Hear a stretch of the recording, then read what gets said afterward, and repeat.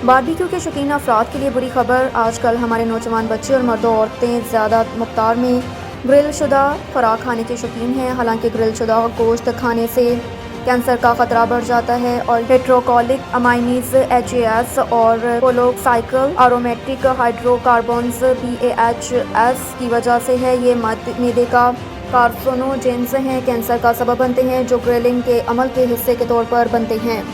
सरतान पैदा करने वाले मादे हैं जो ग्रिलिंग के अमल के हिस्से के तौर पर बनते हैं। इससे ये तनाज़ा पैदा हो गया है कि आया गिरे हुए गोश्त से कैंसर हो सकता है। तहकीक से पता चला है कि ग्रिल शुदा गोश्त या चिकन खाने से आपको कैंसर होने का ख़तरा बढ़ सकता है। हम जानते हैं कि खाना पकाने का ज़्यादा दर्जा हरारत और धुआं गोश्त में और इस पर म्यूटेजेनिक केमिकल डालता है। इसके बावजूद आप जो गोश्त खाते हैं उसमें हेट्रोसाइकल अमाइनीज और दीगर की तादाद में कम करने के लिए आप कई इक़दाम कर सकते हैं। इन इक़दामात में गोश्त को मैरिनेट करना, कम दर्जा हरारत पर खाना पकाना, ग्रिल रेट को बढ़ाना और बहुत कुछ शामिल है।